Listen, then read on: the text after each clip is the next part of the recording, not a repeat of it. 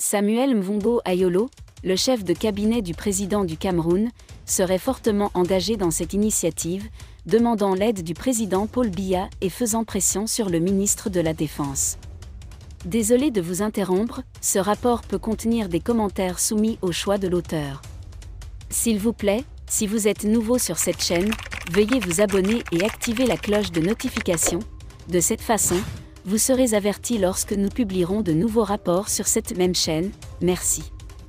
Cette stratégie comprend aussi une communication accrue des médias du groupe L'Anecdote en faveur du couple présidentiel pour montrer Amougou Bolinga comme un soutien de la propagande gouvernementale. Toutefois, on se demande si ces actions sont sincères et quelles sont leurs véritables intentions.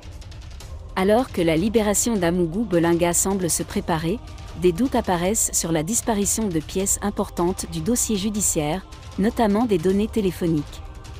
Les résultats des autopsies sur Martinez Zogo, qui n'ont pas établi clairement la cause du décès malgré les preuves de torture et d'enlèvement, soulèvent aussi des questions. On se demande si certaines personnes sont protégées dans cette affaire et si la vérité est manipulée. L'ingérence politique pour la libération supposée d'Amougou Bolinga pose des questions sur la confiance envers le système judiciaire et l'égalité de traitement.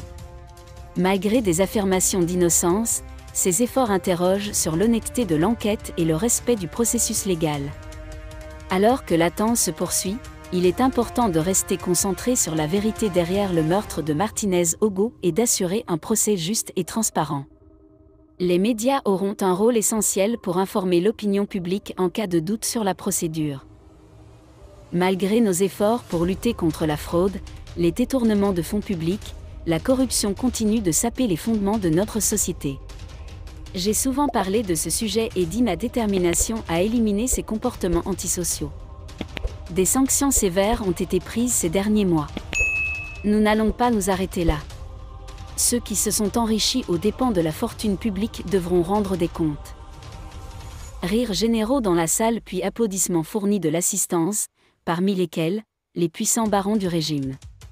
Certains pensent encore, sans y accorder beaucoup d'importance, entendre une de ces plaisanteries passagères dont leur président national a l'habitude dans ses discours. Mais toujours sérieux et plus grave, ce dernier continue. Nous disposons désormais d'un dispositif institutionnel capable de traquer la corruption sous toutes ses formes. La Chambre des comptes déjà mentionnée est opérationnelle. Merci d'être resté avec nous jusqu'à ce point, comme toujours pour promouvoir la liberté d'expression. Laissez vos opinions à ce reportage dans la section commentaires ci-dessous. Si vous avez aimé cette vidéo, merci de liker, partager, commenter et surtout vous abonner à la chaîne. Et on se retrouve très vite pour une prochaine vidéo.